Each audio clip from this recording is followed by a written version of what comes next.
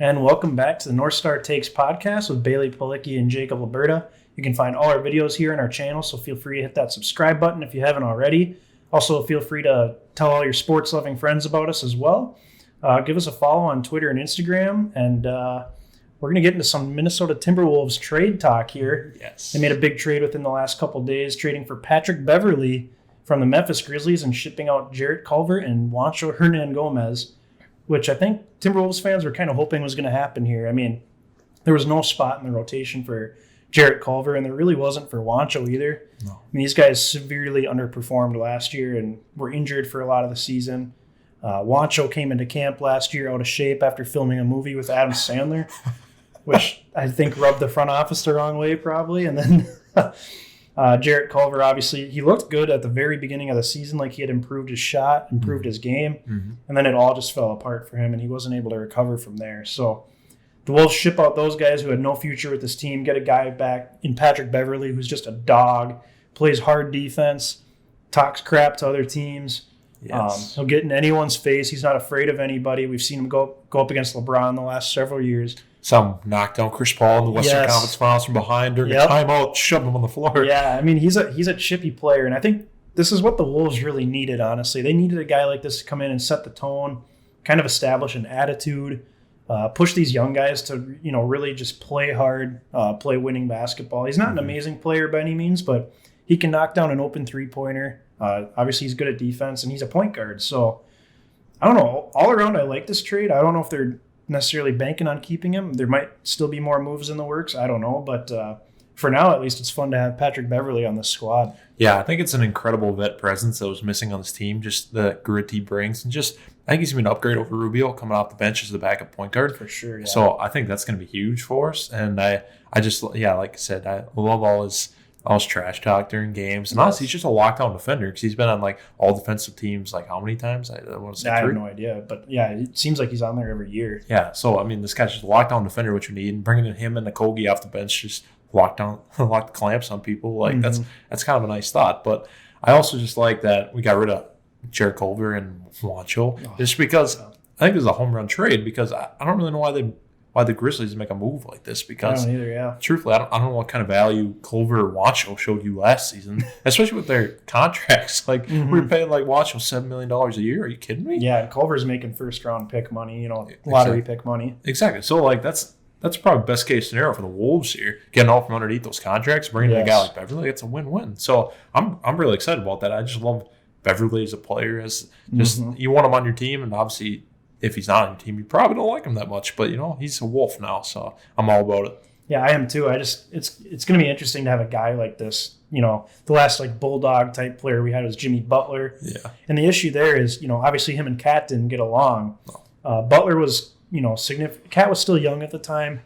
And Butler was also the best player. Whereas Beverly's not going to come in and be the best player. There's not going to be an alpha type atmosphere here with Patrick Beverley, and I think we all think Ant's the alpha anyways. He's going to be the alpha. Yep.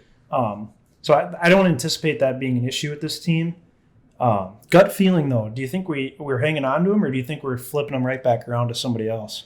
With an expiring contract like he has, and especially being still a quality player like he is, I just think that it's possible that there's still bigger moves at play here where he might flip him again. Yeah. I kind of hope we don't. I kind of hope we just roll with this group we got now and just hope we stay healthy because I think as it's currently constructed, I think we could have a pretty good team. I do too, yeah. And I don't think it's worth sacrificing some of our young pieces. For instance, you mentioned to me today, you mentioned D'Lo and you mentioned Jaden McDaniels. I don't really want to part with those guys. So honestly, I kind of want to just see what happens with this current group as it currently sits because top to bottom of this roster, there really isn't any guys that I don't like. I'm not a big Layman guy myself, but everybody else I can definitely get behind. So I kind of want it to stand pat, but again, I think it's very realistic and very possible that Beverly's at play in some kind of larger move here, possibly the Sixers for Ben Simmons, but we'll see.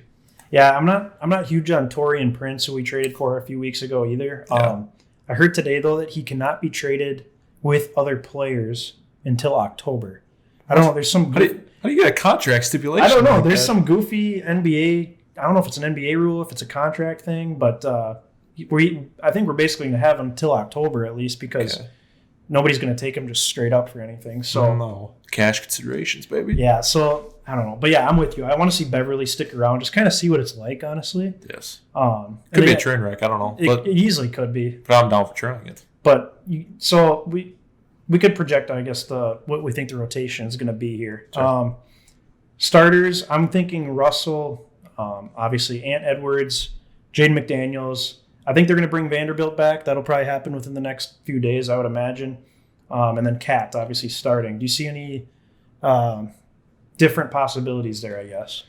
I kind of like the way you laid it out there. I could see maybe Prince starting over Vandal, honestly. Okay. I think that's possible, but at the same time, maybe Prince is seen as more of a scorer, like come off the bench for us with the bench unit and score. So I think that'd make more sense to have Vandal with guys that can score, and he's just out there basically hustling and getting rebounds. So, I mean, I kind of like the starting five you laid out here, and I think it could be a very realistic starting five come opening night. And I'm all for it because I like all five of these guys, so. Yeah, the thing with Vanderbilt being in that starting lineup is he would obviously be the fifth scoring option. Exactly. He's an energy player that plays good defense and can hit the boards. Exactly. And McDaniels is also a good defender. So you'd have two solid defenders out there. Cat's getting better at defense as well down in the post. So gets stupid fouls. He does, yes. But D-Lo doesn't play D.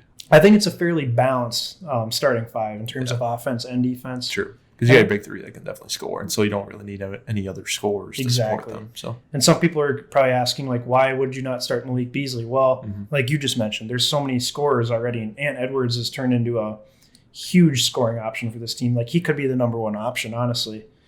He probably should be. So when you have him taking that big of a jump, it's hard to see Malik Beasley getting thrown into the starting lineup and being happy as well. True. Because there's only one ball, and not everyone's going to get a bunch of shots. So, dude, give me Beverley and Beasley coming off the bench just hooping. I really like that. I do too. Those two are. I mean, Beasley's not he's not a great defender, but he's kind of an energy type player too. He hustles hard. He tries hard on defense. So I'll give him that. If you have him, Beverley, 3-point shot too. Like a Kogi, those are just energy guys coming off the bench, and that's exactly what you need. Yep. Exactly. I know. I really like that idea. So kind of hoping this comes to fruition. We don't do anything too drastic unless obviously the price is right. But that we'll just have to see.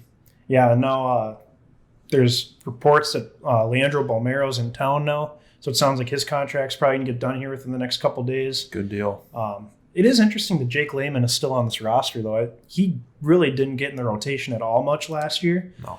I would think some team would take a flyer on him. I mean, he's better than Juancho Hernan-Gomez is. He's a good cutter. He can shoot threes, plays okay defense.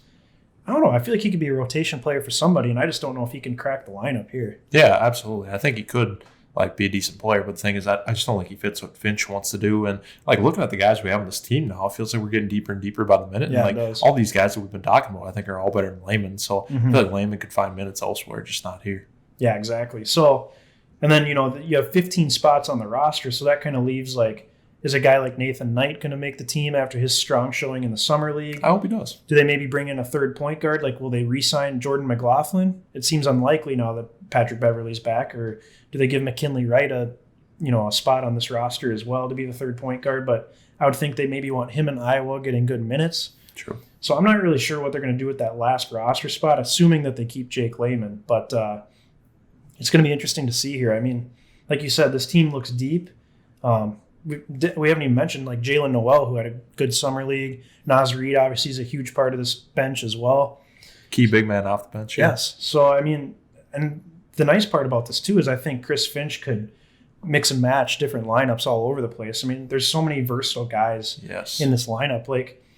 If you want Edwards to run the point, he can, and then you can bring Malik Beasley in and have Russell sit down for a bit or something like that, Exactly. So, and you can play Reed and Cat together. It's just there's so many different combinations, and obviously it's going to be interesting. Might be a little tricky at first to figure out which combinations work the best together, but I don't know. I'm liking the way this roster's shaping up, and I just don't know if I want them to risk that to trade a bunch of these guys and draft picks away to get a Ben Simmons. Exactly, yeah. Especially we've always said, we said this since the beginning of these Ben Simmons rumors this offseason, that if we have to part with one piece of our big three, for instance a D-Lo or something, that makes me a little bit skeptical. But if you find some way to finagle it where you get Simmons without giving up the big three, then obviously you still consider it. But now just acquiring Beverley, even then just add him to this roster that we have in front of me, a lot of these guys I actually like. So I mean, I'm not too keen on shipping them out for basically anything. So We'll have to see what Rosas has up his sleeves. He's always got something going on in the works. So we'll just see if it happens now or it could happen mid-season. You never know. My problem with trading for Simmons is that it's not the end of the world if you have to give up like a Beverley or Tayshaun Prince or whatever. Like that's fine. You'd probably have to give up like either Jaden McDaniels, Malik Beasley, because you think about it. Yeah. McDaniels is probably it's probably a toss-up between him and Beasley for who's the fourth and fifth best player on your roster. Yeah. But you'll for sure, if you're not going to give up one of your top three, you have to give up your fourth best player. Yeah, exactly. For a guy like Ben Simmons. So exactly. And I don't know if I'm really ready to part with Malik Beasley. He's just such a good shooter, especially in catch and shoot situations. So I don't know. Hopefully they just stick with it, ride it out, maybe take it to the trade deadline and see where they're at. Yeah, absolutely. I think that could very well happen too, and I think we'll hustle along with you guys. It's just we're sitting on the edge of our seats really because anything can happen in the NBA, and especially in the offseason. I just think that there's so many probably things at play right now just behind the scenes that nobody even knows about. And like the T-Wolves right now could be on the brink of a deal for Ben Simmons for all we know. Yeah. But I'd be really curious to be a fly on the wall in the Rosas room. But, right. Yeah. It's just nice that the Wolves are finally like in the conversation. They're making things interesting. There's finally something to talk about with this team. So exactly. And obviously we're seeing that with the interest in our Wolves videos we've been doing lately. Yes, and we appreciate the support. Absolutely. 100%. It's fun to talk basketball. We've said this before, but obviously Minnesota's a big basketball state. They just have to have a reason to come out and go to the games and exactly. Be fans. It's tough when the team is terrible every year. So hopefully the Wolves can change that this upcoming season. Exactly. And that's true when everybody shows out for a summer jam session for the summer league team. They had like 8,000 people there, which is incredible. Yes, absolutely. The sport is there. Just got to put a good team on the court. Absolutely, yeah. So that'll do it for this edition of the North Star Takes podcast. Be sure to like our videos and hit that subscribe button as well. Feel free to comment below what your thoughts are on the Wolves offseason, if you like the Patrick Beverley trade or not. And if you think that there's maybe another move in the works here, as like you said, Rosas is always working that phone. So give us a follow on Instagram and Twitter as well. And thanks for watching.